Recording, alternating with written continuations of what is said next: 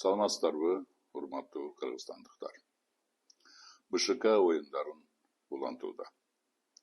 БШК менин сотко чейинки териштирүү жөнүндө жазган 2 арызымды четке кагып, 17 апрелде сотко чейинки териштирүүдөн экинчи рейд баш тартып, соц тармактар аркылуу менин мандатым боюнча билдирүүлөрүмө комментарий бериптир. Өзүнүн комментарийинде чуу дегенде эле сотко чейинки териштирүү маселеси БШКнын ыйгарым укуктарына жана функционалдык милдеттерине кирбейт деп айтып чыгыптыр. Биринчиден, БШК кайсы мыйзамдарга таянып сотко чейинки териштирүү маселеси БШКнын ыйгарым укуктарына кирбейт деп айтып жатат. Экинчиден, БШКнын бул айтканы жумшак айтканда чындыкка дал келбейт.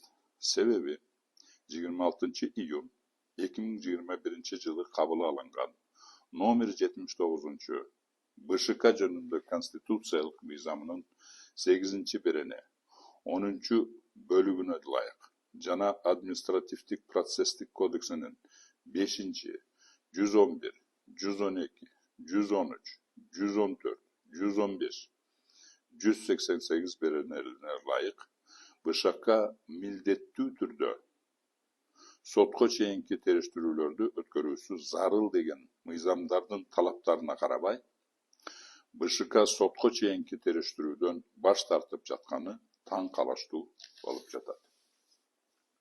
Андан соң БШК өзүнүн комментарийинде адаттагындай эле жалпы сөздөрдү айтып, эч кандай далили жок. Султанбай Айжигитов соц тармактар аркылуу депутаттык мандаты боюнча билдирүүсү негизсиз. Ошону менен катар мыйзамдары бурмалоо менен, коомчулукту адаштыруу менен жана агымчыл аракеттерин кылып жатат деп айтууда. Эгер менин айткандарым негизсиз болсо, анда эмнеге БШК сотко чейинки териштирүүнү баштатат? Андан көрө менин айткандарым негизсиз экендигин далилдеп мойнума коюп бербейби? Мисалы, расмий ГУИД МВДнын справкасынын негизинде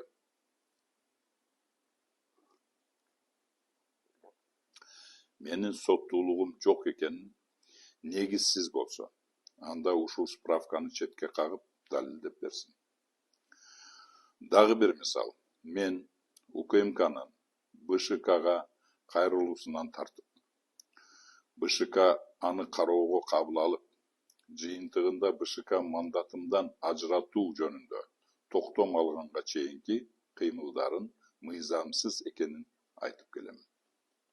Себеби шайлоо жөнүндө конституциялык мыйзамдын 45 беренеси жана Жогорку Кеңештин регламенти жөнүндө мыйзамдын 134 беренеси шайлоо процессине кийлигишүүгө укуктуу субъектилердин тизмесин так аныктайт. Ал тизмеде УКМК жок. Мындай учурда УКМК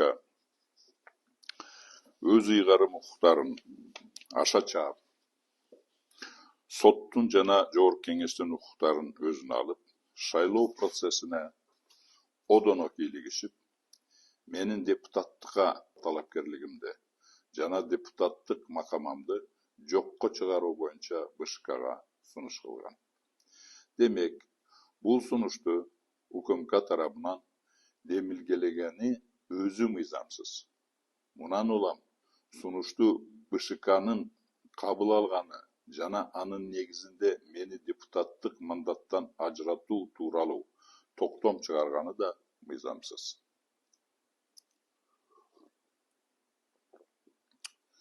Ал эми менин өзүмдүн укуктарымды коргоп, Кыргызстандын мыйзамдарынын беренелерине таянып, УКМКнын жана БШКнын кадамдары мыйзамсыз деп далилдегенимди БШК тарабынан мыйзамдарды бурмалоо, коомчулукту адаштыруу жана Айжигитовдун чагымчыл аракеттери деп баалаганы такыр суу кечпеген нерсе.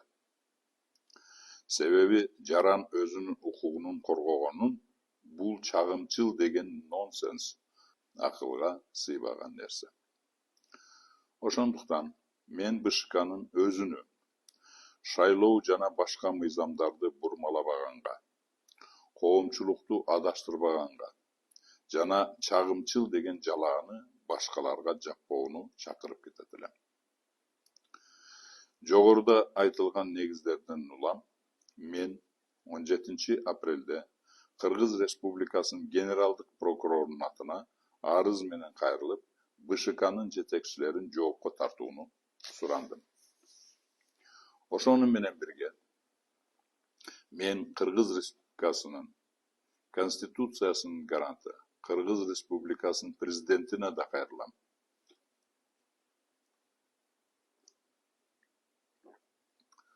Урматтуу Садыр Нуркожоевич, менин депутаттык көз карандысыздык жана кол тийбестик конституциялык укуктарымды коргоону сизден суранам.